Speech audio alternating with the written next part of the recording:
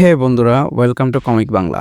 পাওয়ার এটি সবকিছু বদলে দেয়। এটি নায়ক তৈরি করে, খলনায়ক সৃষ্টি করে এবং কখনো কখনো যারা এটি চায় তাদের ধ্বংসও করে। আর মার্ভেল ইউনিভার্সে যে বিষয়টি সাধারণকে অসাধারণ থেকে আলাদা করে সেটি হলো super soldier serum. Recently captain America brave new world movie release পেয়ে গিয়েছে এবং এই মুভি মিক্সড রেসপন্স পাচ্ছে অডিয়েন্সদের থেকে।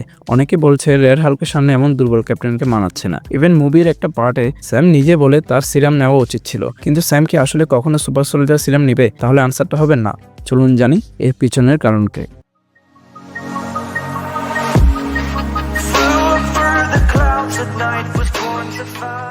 সুপার সোলজার সিরাম এটি স্টিভ রজার্সকে একজন সাধারণ দুর্বল তরুণ থেকে ক্যাপ্টেন আমেরিকা পরিণত করেছিল, একজন আদর্শ সৈনিক যে মানবদেহের চূড়ান্ত সীমা ছাড়িয়ে গিয়েছিল। এটি তার শক্তি, গতি এবং সহনশীলতা বাড়িয়ে তুলেছিল, যা তাকে এক অতুলনীয় যুদ্ধে রূপান্তর করেছিল। কিন্তু স্টিভ একমাত্র ব্যক্তি ছিল না যে এটি নিয়েছিল।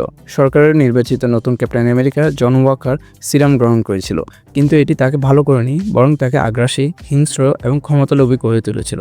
কারণ যেমন ডক্টর আর্নস্টাইন বলেছিলেন, সিরাম কাউকে বদলায় না, এটি তার প্রকৃত সত্তাকে আরো উন্মোচিত করে। তাহলে যদি স্যাম উইলসন এটি নিত, তাহলে তার ভেতরে কি জিনিসটিও আরো জোরালো হয়ে উঠতো? স্যাম উইলসন একজন সুপার সোলজার নয়, তার শরীরে সুপার হিউম্যান শক্তি নেই, বাড়তি ক্ষমতাও নেই, কিন্তু যা তার আছে তা অনেক বেশি মূল্যবান। তার নিজস্ব শক্তি, তার নৈতিকতা এবং তার আদর্শ। স্টিভ রজার্সের মতো সে ল্যাবের পরীক্ষা তৈরি হয়নি, বরং সে নিজেকে তৈরি করেছে। সে ছিল মার্কিন এয়ারফোর্সের প্যারা রেস্কিউ সদস্য, একজন দক্ষ যোদ্ধা এবং সর্বোপরি ন্যায়ের পক্ষে দাঁড়ানো একজন মানুষ। ক্যাপ্টেন আমেরিকা হওয়ার জন্য তার সিরামের প্রয়োজন হয়নি। সে যখন ফ্ল্যাগ স্ম্যাশারদের বিরুদ্ধে লড়েছিল, যখন সে সরকারের ভুল সিদ্ধান্তের বিরুদ্ধে গিয়েছিল, যখন সে ক্যাপ্টেন আমেরিকা ঐতিহ্য বহন করার সিদ্ধান্ত নিয়েছিল, তখনই প্রমাণ হয়েছিল যে তার সবচেয়ে বড় শক্তি তার হৃদয়। কিন্তু কল্পনা করুন, যদি সে সিরামটি নিত, অবশ্যই এটি তাকে আরও শক্তিশালী করত, সে আরও দ্রুত হতে পারত, আরও সহজে শত্রুদের পরাজিত করতে পারত। কিন্তু সমস্যা হলো, সিরামে একটা অন্ধকার দিকও আছে। আমরা দেখেছি যে এটি অনেক মানুষকে পরিবর্তন করে ফেলেছে। শুধুমাত্র স্টিভ রজার্সের ব্যতিক্রম ছিল, কিন্তু জন Waker, Isaiah Bradley, red skull তারা সবাই সিরামের কারণে নিজেদের হারিয়ে ফেলেছিল। স্যাম এটি জানত।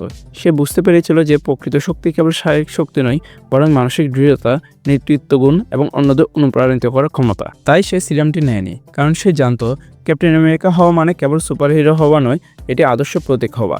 এছাড়াও আমরা যদি স্যাম ক্যাপ্টেন হওয়ার আগে তার এমসিইউতে অন্যান্য ফাইট সিকোয়েন্সগুলোকে দেখি, যার মধ্যে সিভিল ওয়ারে এয়ারপোর্ট ফাইট সিকোয়েন্সে তার টেকটিক্স, আবার এন্ড গেমে তার উইংসের মাধ্যমে চিতরে আর্মে একটা বিস্টকে মেরে ফেলা, সাথে নতুন ক্যাপ্টেন আমেরিকা ব্রেভ নিউ ওয়ার্ল্ডের মধ্যে যেভাবে সে তিয়ামত আইল্যান্ডে জাপান আর ইউএসের যুদ্ধকে থামিয়েছিল, এগুলো সব কিছু ইঙ্গিত করে তার দেশ এবং হিউম্যানিটির প্রতি তার রেসপন্সিবিলিটিস এবং তার কাইন্ডনেসকে, যেগুলো সে কোনো সুপার সোলজার সিরাম ছাড়াই পেয়েছে। তাহলে স্যাম উইলসনের কি সুপার সোলজার সিরাম নেওয়া উচিত হবে? হয়তো এটি তার লড়াইকে সহজ করে দিত, হয়তো এটি তাকে আরও শক্তিশালী করত, কিন্তু ক্যাপ্টেন আমেরিকা হওয়ার জন্য সহজ পথ বেছে নেওয়া যায় না। স্যাম উইলসন প্রমাণ করেছেন যে ক্যাপ্টেন আমেরিকা হতে হলে শারীরিক শক্তির দরকার নেই, দরকার সাহস, দায়িত্ববোধ এবং ন্যায়ের পক্ষে দাঁড়ানো অদম্য ইচ্ছা শক্তি, এবং এই কারণে সে সত্যিকারের ক্যাপ্টেন আমেরিকা। কিন্তু আপনি কি মনে করেন, স্যামের কি সিরাম নেওয়া উচিত ছিল, নাকি তার সিদ্ধান্তই তাকে সেরা ক্যাপ্টেন আমেরিকা বানিয়েছে? আপনার মতামত জানাতে কমেন্ট করুন, এবং যদি এমন আরও মার্ভেল থিওরিস এবং অ্যানালাইসিস পেতে চান, তার লাইক ও সাবস্ক্রাইব করতে ভুলবেন না। কারণ নায়করা তাদের ক্ষমতা দিয়ে তৈরি হয় না, তারা তৈরি হয় তাদের নেওয়া সিদ্ধান্তের মাধ্যমে। Thanks a lot for watching guys, দেখা হবে পরে কোনো ভিডিওতে।